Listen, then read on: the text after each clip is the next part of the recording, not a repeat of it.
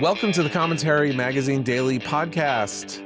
I'm John Podhoretz, the editor of Commentary, and we are doing a special kind of podcast this week. We are highlighting articles of interest and insight from the September issue of Commentary, now available to you at commentary.org. And today, Abe Greenwald, executive editor, and I have with us our old friend Tevi Troy, a man of many hats, has written many books on the presidency and the White House, teaches at Yeshiva University, is a fellow at Ronald Reagan Institute. Ronald Reagan Institute, was a high-ranking official at the Department of Health and Human Services, and is here today to talk about his review in the September issue called How He Came Back. This is a piece about two remarkable and very interesting books. One, the enormous bestseller Regime Change by Maggie Haberman and Jonathan Swan, about pretty much the first year of the second Trump administration, and a book by Victor Davis Hanson called The Counterrevolution, The Fall and Rise of Donald Trump and the MAGA Movement, which is not a reportorial account of Trump's return to power, but rather an effort to provide a political, psychological, sociological, and ideological explanation for the fact that Trump made this astounding recovery from his defeat in 2020 to the presidency again in 2025. So, Tevi, joining us today. The book Regime Change, which I think has now sold 500,000 copies, is very much in a certain type of Washington tradition that you like to write about. It's a certain type of Washington book that is like basically about 60 years old in provenance. How would you describe that genre in which it fits and how it distinguishes itself?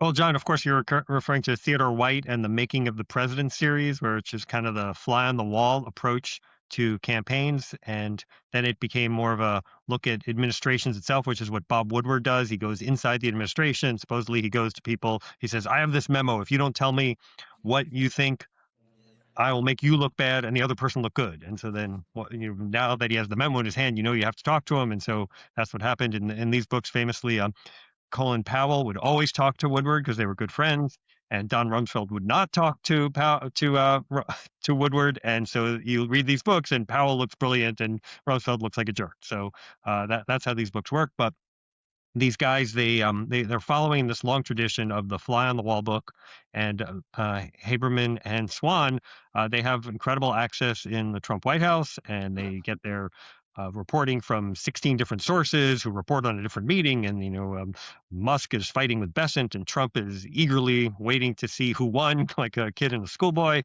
in the schoolyard or something. And so that's what the book is. And it's one of those, if you like those kind of books, that's what this is. So I should say Maggie Haberman is a very old friend of mine, and I think she is a brilliant and spectacular reporter. I do believe that she should probably consider giving back the Pulitzer that she won for the Times' dreadful and false coverage of the Russiagate matter in the first Trump term. But she wasn't the sort of chief theorist of that. She has a very weird relationship with Trump where he calls her all the time and then insults her on Truth Social, but keeps calling her. That's because she's a fun person to talk to, and a very peppy and cynical and sharp and interesting conversationalist. And she has used that to her great credit as a person in Washington, being able to find things out that other people cannot find out. So with the internal, the view inside that she and Jonathan Swan, both reporters for the Washington Post, for the New York Times, have seen, right? Does Swan work for the Times? He does. Yeah, works for the Right. Times. Okay. He was at Politico. How would you describe the portrait of the first year of the second Trump? What do they see, and how maybe does it differ from what they saw in the first term? Yeah. Well, first I have to tell a great Maggie Haberman story because she's been covering Trump for decades, long before he was president. And there was a guy named Glenn Thrush, he was also a reporter at the Times. He covers the Justice Department, and he was also a tabloid reporter in New York in the early '90s. And Haberman would always have these scoops about what's going on at Trump Tower and what clubs Trump's going to. And he goes to her one day. He says, "Maggie, I don't understand it. You always have these amazing scoops about Trump world. Who is your source inside Trump world?" And she says, "You idiot, it's Trump." So Maggie has been doing this with Trump for decades now, and this book kind of reflects that. And I think one of the things about the second term is that there were fewer leaks in the second term, and there's fewer ideological divisions. They're more on board with a certain type of republicanism or conservatism, if you will, and they're just going. And I think this book captures that in a way that some of the journalistic day-to-day accounts can't because they're just not leaking as much. So the first term you're reading every day a different scoop. This term there's less of that, and I think this book is a valuable artifact because they kind of get in the scenes in a way that other people don't. You know what's interesting about this question of the leaks in this term? There's something unique about.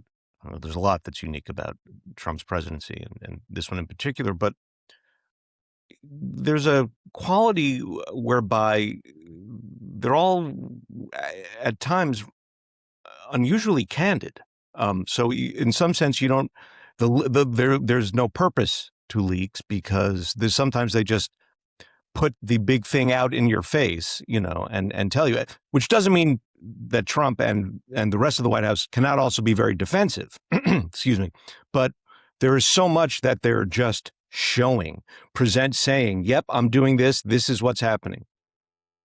Yeah, I think that's a really good point, and it's just very different from what you see in other administrations. Look, as you mentioned earlier, John, I worked in the George W. Bush administration, and there's a lot of stuff we didn't say. And I just read this oral history of the George W. Bush administration, and I'm thinking, oh boy, look at these people saying stuff now, 20 years later, about the people they didn't like or going after others. So this stuff, most administrations try and keep stuff close to the vest, whereas this administration is this is what we are and deal with it.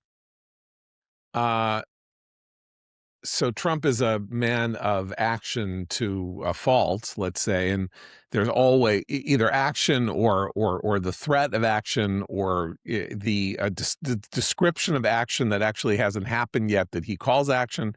But as a result, so everything can be on the surface because very little is happening behind the scenes in the sense of the making of large policy decisions because he tells us what they are before he even does them, kind of. And we're left, except in certain mystery areas, like what exactly is going on with the involvement of his family and the families of his commerce secretary and his Middle East envoy and others who are doing business with the countries that he is negotiating with to deal with the crisis in the Middle East and who's getting what favors and all of that, all of which rises to, you know, questions that could get as far as impeachment and removal. That stuff we don't know, we know very little about. But in Yeah, terms of policy, right? Sort of like what you see is what you get. ICE is on the streets of DC. ICE is arresting people on the streets of Minneapolis. Sort of occupying Minneapolis. Statues are being regilded, as Scott Bessent has now been, sending pictures out of the, hideously gilded statuary of Washington that Trump ordered. The ballroom is being destroyed. The the UFC has its stunt on the White House lawn. All of that, we see that every 3 hours. yeah, it's interesting though. I mean, he is very upfront about certain things, but some of the things like his ideological direction, sometimes you can't read in part because he doesn't have a real ideology. He is governed by what he thinks at the time. And this is in real stark contrast to, let's say, the Reagan administration, where Peggy Noonan said the idea of Reagan ruled. Everybody knew what Reagan's ideas were, And so when Jim Baker and Ed Meese are fighting, it's not because they disagreed about what Reagan's goals were. They were disagreeing about how to go about getting there. And Baker was more about let's compromise, and Meese was more of an absolutist. But they all agreed on what Reagan's overall goals were. Sometimes with Trump, you don't know what his goals are because he doesn't want to say what his goals are. Because if he doesn't meet them, then people would say, "Oh, you failed in your goal." This way, he can say, "Well, you didn't know what my goal is because I didn't tell you." So, in other words, he is providing very little in the way of guidance to his underlings on what they should do when they don't have direct orders from him on what to do. They don't have a roadmap laid out in his speeches, which is often the way that presidents communicate not only to the American people but to their own administrations on where the guardrails are and where the 40-yard lines are that they want the administration to function in. When he does not provide that, they are totally at sea. So they Yeah, can, yeah. and that's something that is addressed in the book and that I address in the review and commentary, which is Marco Rubio, who is the Secretary of State, does not go to Foggy Bottom that often and doesn't go around the world that often, which are the usual things that Secretaries of State do, because he knows he has to stay around the White House. Because if you're not around the White House, you're going to miss what happens when decisions are made. And when it means decisions are made, the decisions are made by Trump. And you've got to be there to be part of that conversation, to not only know what he's deciding, but also to get the marching orders. And regarding public statements, if you say something without knowing what has gone through Trump's mind in the last 5 to 10 minutes, you can count on being contradicted by the president as soon as he next appears. So you can't. There's no. You're not working. You're not operating from the same blueprint. So you don't dare speak without knowing that this is where things are headed for the moment. You know, the critic Pauline Kael, who was a movie critic, but also was a cultural critic of some standing in other ways too, though she never really wrote anything but movie reviews, once said this thing about James Joyce that stuck in my head, which is that Joyce was an innovator and cut a new path as a modernist writer, but that as he was cutting the path, he was also scorching the earth behind him to cut the path and left no trail for anyone to follow in his wake, because he had simultaneously created and destroyed the means by which he had created his own work. And in the infighting that we see in the Republican Party now, that seems to suggest a conversation that is being had very delicately about where the GOP and the right will be when Trump leaves the scene in 2029. We can see just how difficult it is for there to be a Trumpism, because Trumpism can be anything to anybody. It could be fighting anti-Semitism, or it could be taking ownership in private companies in the form of stock by the federal government, which no one would ever have thought any Republican administration or, self-described conservative would ever even remotely consider a constitutionally adept or a proper idea.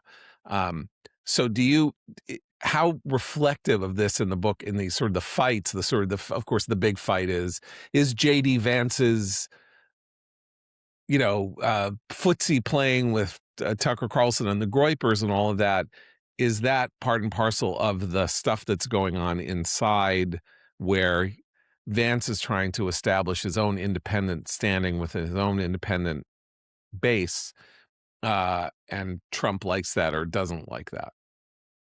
Yeah, there's a couple of interesting points there. First of all, with this whole idea of what Trumpism is, absent Trump, it's so hard to define, and that's why there've been all these magazines and think tanks that have come about trying to say we're Trumpism, and then Trump says no, you're not Trumpism, and kind of pushes them aside. So, you're better off with having an ideology like commentary does, and sticking to the ideology as opposed to saying, oh, we're going to stick to this one person because the person can be mercurial, and in this case, Trump is quite mercurial. I don't think the book really gets into that J.D. Vance Groyper stuff as much as, and maybe it wasn't as much of the conversation in the first year. It's more about the kind of nitty gritty of the arguments between Bessent or Musk and Lutnick and Trump, kind of watching them, a lot of stuff on the Middle East negotiations.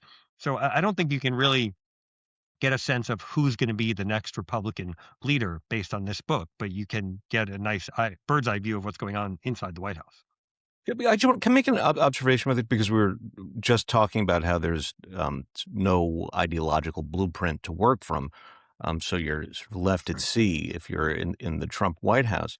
But it occurs to me that Vance actually does a good bit of sort of ideological freelancing. I mean, he doesn't, when he goes on his sort of rants about industrialization and having to give people who might be attracted to socialism an alternate version of capitalism that isn't destructive, and he's going on about Epstein and whatever else. This isn't really, he's sort of, he is busy carving out his own path, I think, John, without, none of this. I suppose it has the implicit imprimatur of Trump until Trump says it doesn't. But this is Vance speaking. This comes from Vance's ideas, and he's sort of unusual in this White House in doing that so freely. Right. So Maggie Haberman's first book in the first term about Trump was called Confidence Man, with its double meaning, that he's a shyster on the one hand, and that he's a person with an unshakable, almost supernatural reliance on his own abilities to maneuver Houdini-like through the worlds of finance, construction, entertainment, and politics. Would you say that this book offers a different and a more matured portrait of Trump, having lived through the crucible of defeat and resurrection? I don't know if I use the word mature with Trump, but I Yeah, would I know, but say that yeah, in, in a second term, the Trump team seems to know what they want to do more. They don't have the same inbuilt ideological divisions. They don't have as much leaking. They're more disciplined. That doesn't mean you may like their ideology or dislike their ideology. It doesn't mean that they're changed in terms of who they are and what they're trying to accomplish. But in the way they go about it, they seem to know what they're doing more and have a real sense of it. Also, Trump was more focused on getting stuff through Congress in the first term. And this term, even though there are Republican majorities, doesn't seem to care about that very much. I call it a form of unilateralism. He's trying to get stuff done that he can get done by himself without having to worry about the courts or the Congress. He says, these are things I can do and I'm going to do it. That's why there's been more of a focus on foreign policy, because he just picks up the phone and yells at a foreign leader and tells him he wants to do this or he wants to do that. So I think this book is reflective of the difference in the approach of this administration. So let's turn to Victor Davis Hanson's book. Of course, Victor Davis Hanson, one of the foremost classical historians alive, expert on Peloponnesian War, Sparta, a military historian, a man of immense erudition, and also a social commentator of extremely conservative provenance. And his book is about Trump, how it was that Trump was able to stage this comeback. So how would you describe Hanson's thesis and what you think of it? Yeah, well, for this, I'm going to have to go behind the curtain a little bit, because I was not intending to read this book. I do love a lot of Hanson's books, like Carnage and Culture, Western Way of War, the Second World Wars. These are great histories of war and what war means for civilization. But I don't read his contemporary commentary so much. I didn't read his book, The Case for Trump, for example.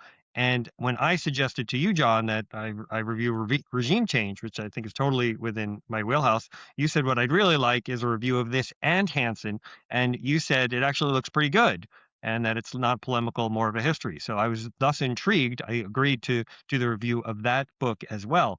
And I was actually surprised by it. It's not just a hammering case for Trump so much as it's, let's look back at why this guy and how this guy was able to accomplish this. As I say in the review, he doesn't have any inside sources.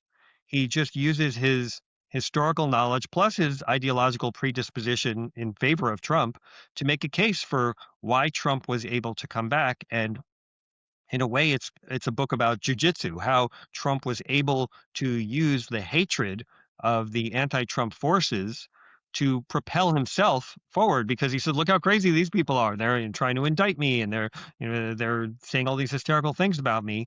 And I think he was able to appear more reasonable in reaction to his critics. And I think that is what helped him. And I think Hanson makes that case pretty well. What so in essence, Hanson's line is that Trump, sort of like in 2016, um, uh, leveraged negative capability. So if in 2016 it was all the Republicans are stupid and have brought us to this terrible pass, and Hillary is a crook, and so I'm the only one left here. I'm the guy you can pick because, like, I know we're all. You can't set a thief to catch a thief. You may not like me, but I know the score. I know how this really works, and leveraging those ideas as an outsider to take over the Republican Party, and then to stage this sort of staggering victory over the establishment. And then in 2024, leveraging essentially the left-wing craziness that overtook the Biden administration and its original promise to bring normalcy back to America, and instead, spent $6 trillion in 18 months that the country had never been spent before, and put on all these national mandates, suspended rent, imposed, total amnesty on school debt payments and things like that, and just went and trans DEI. Yeah, it was crazy. Yeah, and so basically then Trump comes in and says they're all, you think I'm crazy, they're really crazy, they're totally crazy, and so you have these two different kinds of negative approaches to getting yourself into the presidency. And I think that's a really good way of putting it, because in the first go round, as you say, he was trying to take over the Republican Party. And then once you have the Republican Party, he won, sort of a squeaker election against Hillary. And then the second time around, he had the Republican Party. The Republican Party is in his thrall. He's had the Republican Party nomination 3 consecutive times. Nobody else has done that. Nixon had it 3 times, but not consecutively. So the Republican Party is his party now. There's no question about that. We wondered about it in 2016, but in 2024, it's absolutely his. And what he had to do was push back against the mainstream media and against the Democrats who were trying to either arrest him or indict him. And he just said, look, these people are crazy. And when they're in power, what do? They open the borders, they do DEI, they spend trillions of dollars. And it was really that pushing their craziness against them and showing their craziness to the American people that allowed the American people to say, hey, yeah, I know this guy lost in his last election, and I know we hated January 6th, but he seems reasonable in contrast to what we're seeing from the other side. And so there is a real contrast between the first two approaches, between the first and second approach. So this doesn't really come up in the books, obviously, which don't delve into what I'm about to talk about. But Trump then took this election of 2024 as a mandate for pretty radical change, and I don't think that the results merited the degree to which he attempted to throw the federal government into a kind of state of revolutionary chaos, and even the popularity of his views on immigration did not exactly extend to the tactics that ICE ended up using in many places, which seems to have radicalized moderates against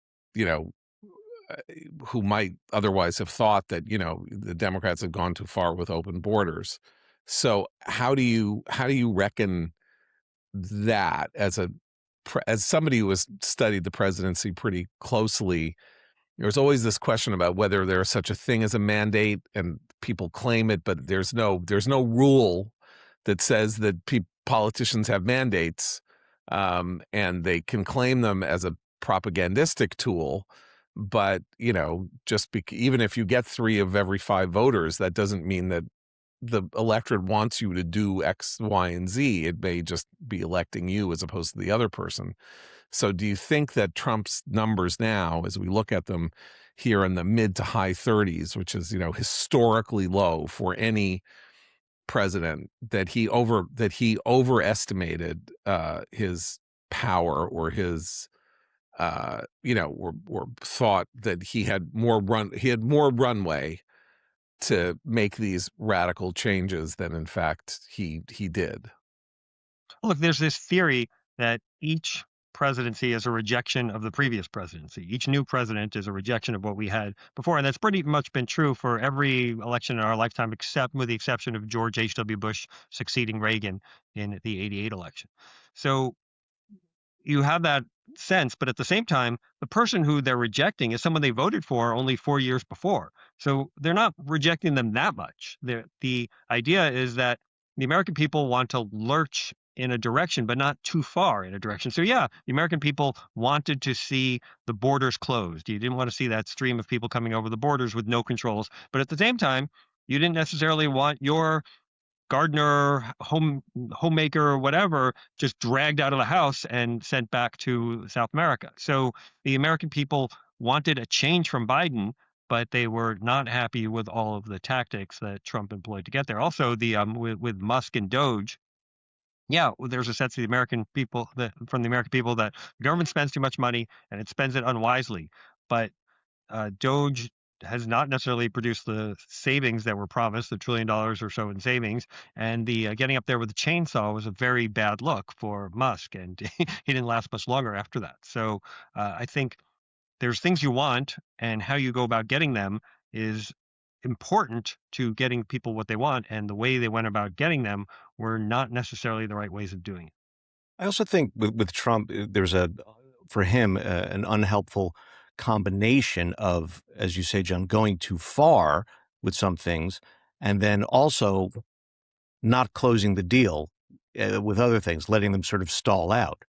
And this, you get the worst of both worlds. He goes too far with ICE enforcement, but then he's lets all sorts of projects in Washington D.C. drag on. Obviously the Iran peace deal is that's up in the air, as is the Gaza peace deal. So there's this weird mix of nothing and everything happening at once. And I think he's also, in listening to Tevi, I think there's a confusion with Trump in that when he first ran and he said, "I know the system is fixed. I know. I mean, the system is crooked. I know it's crooked because I've used it. I've been involved in it." And the initial idea, I think, was, so I'm going to fix it. And it's morphed into, no, the system is crooked, so I'm going to use that crooked system for you, which sort of means for me. For me, right? I was about to say, yeah, for me, because I right. will get, I will make sure that my U.S. attorney for the District of Columbia wrongly and falsely indicts somebody for screwing up the reflecting pool. Right. And then forces her to acknowledge that that this was an unrighteous and indeed evil act of pleasing the czar that Jeanine Pirro had engaged in, and he keeps doing that. He Right. seems to think it's okay to order the attorney general to investigate his political enemies and indict them, because you know what? Everyone always did that, and so I'm going to do it too. But in fact, everybody didn't always do it. That's actually a lie. That's part of the conspiratorial conceit of the world of MAGA that is not a proper description of the way previous administrations functioned. In fact, I can't even, with the exception of weird things like Nixon's enemies list, which had no actual legal standing, the idea that, presidents ordered their attorneys general to find a way to indict a prior attorney general whom he was mad at, that is new. And it is obviously an act of extraordinary presidential overreach at the very least. So, Tevi, as we finish up here, you, having written say 4 books about White Houses? 5 books about White Houses. If you were to try to find some analog in American history to where Trump is now, based on your knowledge of the interior, is there any analog so that we can say, okay, 2027 and 2028 may look like this because 2025 and 2026 resembled this other period in the past?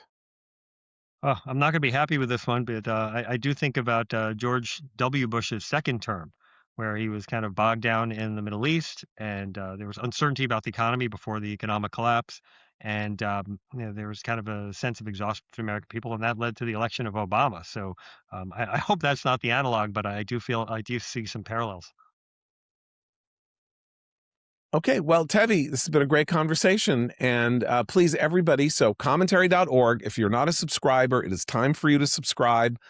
Just go click on the subscribe link. It's well worth your time, your money.